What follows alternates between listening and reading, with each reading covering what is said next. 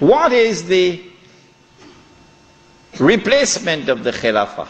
Around the world, beginning with the secular Republic of Turkey, and then an Iran which resembles a Shia republic, but essentially is a secular republic.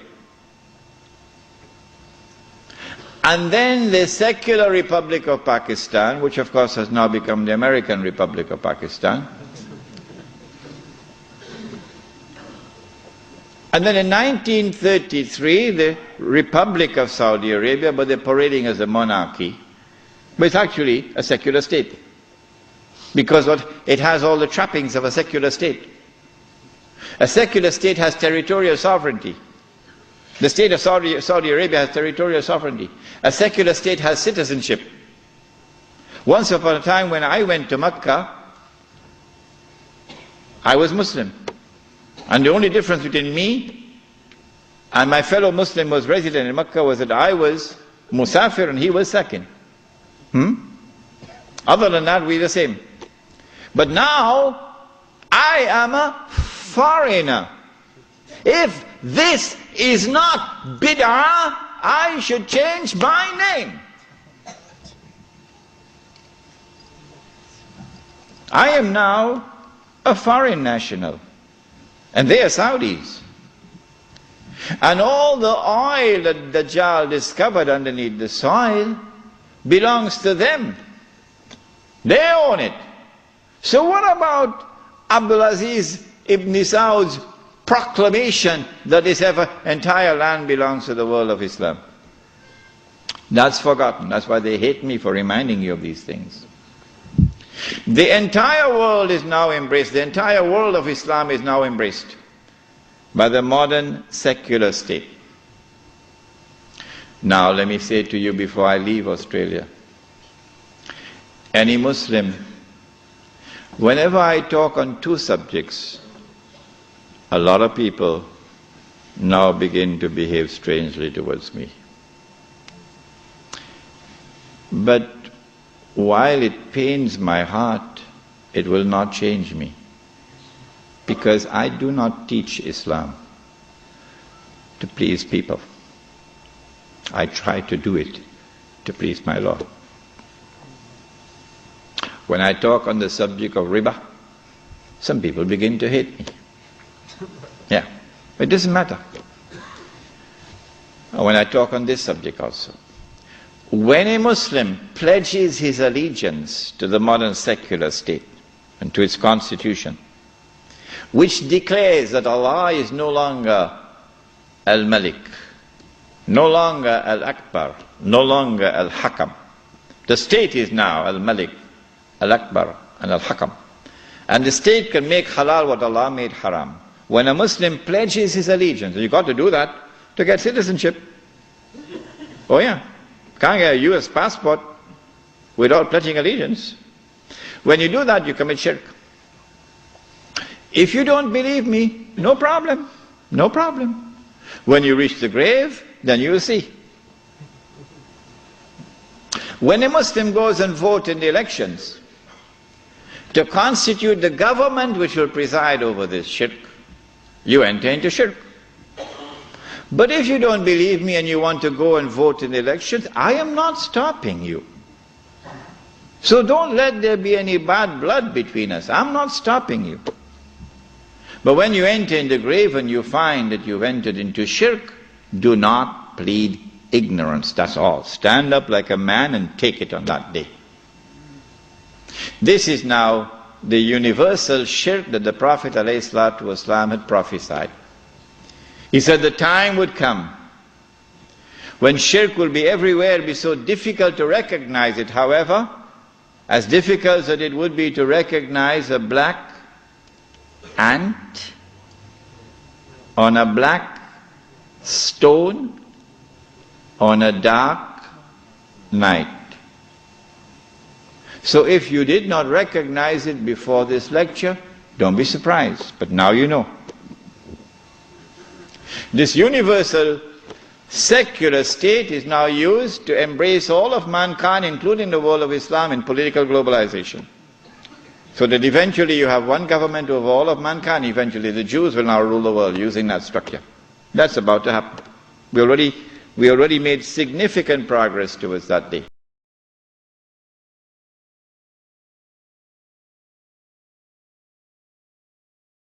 The people are divided along the lines of tribe, along the lines of color, along the lines of language.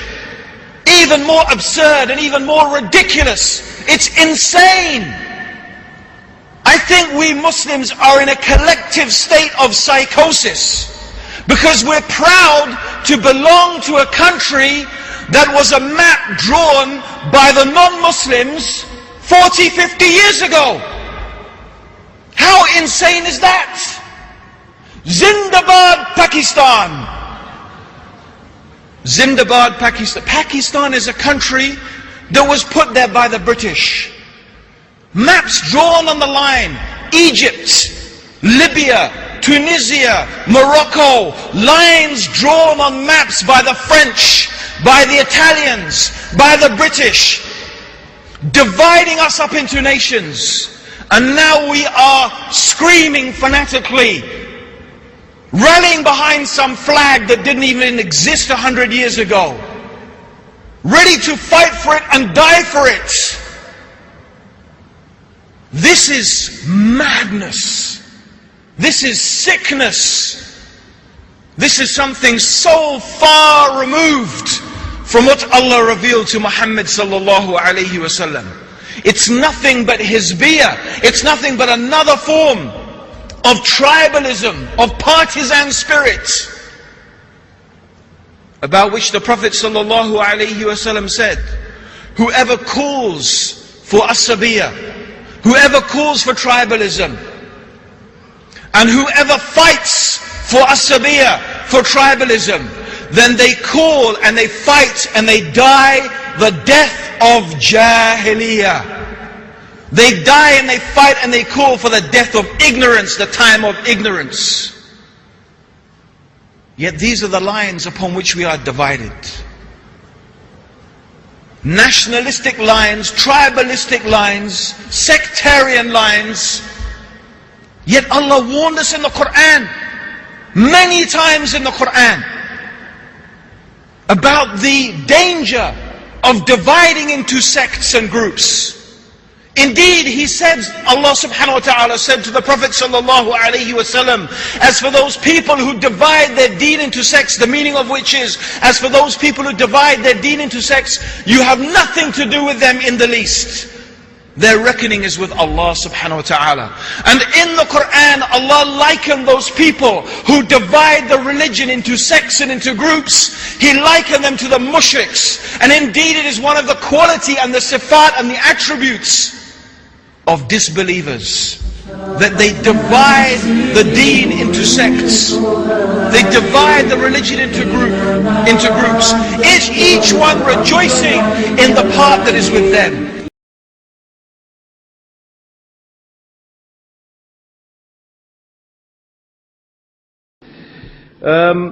Democracy is Islam. Let's deal with that. Democracy is Islam. Subhanallah. What is democracy? Again, in my shallow and simplistic interpretation of things, but historically correct. You can check in the dictionary or any book on political ideology. Democracy is a system that claims or teaches that the rule is for the people. The people decide in democracy what is allowed and what is not allowed, what is forbidden and what is not forbidden. This is what democracy means. Democracy means the rule of the people.